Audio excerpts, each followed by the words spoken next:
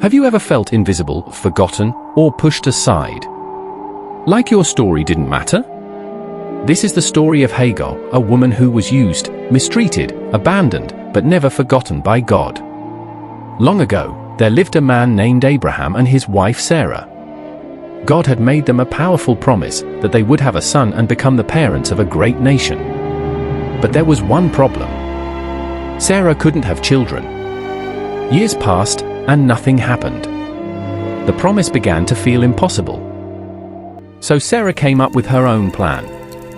She had an Egyptian servant named Hagar, and one day, Sarah told Abraham to have a child with Hagar instead, hoping to build a family through her.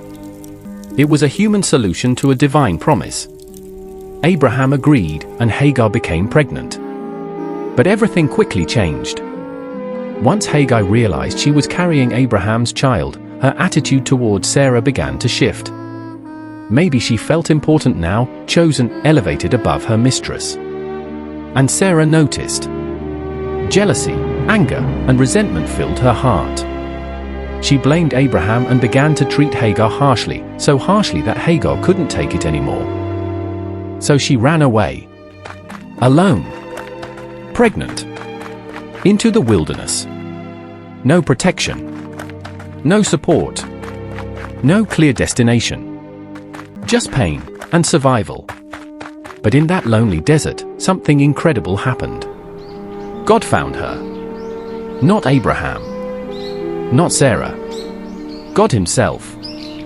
He met Hagar beside a spring of water and spoke to her. Hagar, where have you come from, and where are you going? It wasn't just a question, it was an invitation. An invitation to be seen, to be heard. Hagar answered honestly. She said she was running away from her mistress. Then God gave her a surprising instruction. He told her to go back, to return and submit. But he didn't stop there. God made her a promise. He said her child would become a great nation, too numerous to count. Her son would be strong, independent, a fighter. And she was to name him Ishmael, which means God hears, because God had heard her suffering. In that moment, something powerful happened. Hagar, a servant with no status, gave God a name. She called him, the God who sees me. Because for the first time, she felt seen. She wasn't invisible anymore. So Hagar returned, and in time, she gave birth to her son, Ishmael. Years passed. And eventually, God fulfilled his original promise to Sarah. She finally had her own son, Isaac. But once again, tension entered the household. Sarah saw Ishmael, Hagar's son, and became afraid that he might share in Isaac's inheritance. So she demanded that Abraham send Hagar and her son away, this time for good. Abraham was deeply troubled, because Ishmael was his son too.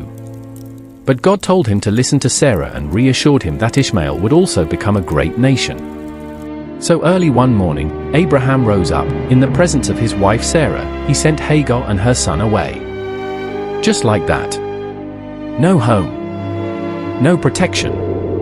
Again. Hagar wandered in the wilderness with her son. But this time, things became even more desperate. The water ran out. The heat was unbearable. And Ishmael grew weak, close to death. Hagar couldn't bear to watch her child die. She placed him under a bush, walked a short distance away, and broke down in tears. She wept helplessly. Have you ever reached that point? Where you've done everything you can, and it's still not enough. Where all you can do is cry. But once again, God heard. God heard the voice of the boy. And an angel called out to Hagar from heaven, "Do not be afraid." God has heard the boy crying. Then God opened Hagar's eyes. And suddenly, she saw something she hadn't seen before, a well of water. It had been there all along. She ran, filled her container, and gave her son a drink. They survived. Not by chance, but by divine intervention. God was with Ishmael as he grew up in the wilderness. He became strong and skilled, and the promise spoken over him came to pass. And Hagar, she went from being a forgotten servant to a woman who experienced God personally. A woman who could say, "I have seen the one who sees me." Her story reminds us of something powerful.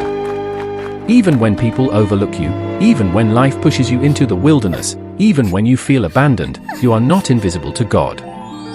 He sees your pain. He hears your cries. And He knows exactly where you are. Just like Hagar, your story matters. And God has not forgotten you. Thanks for watching. Please don't forget to like, share, comment and subscribe. Stay blessed.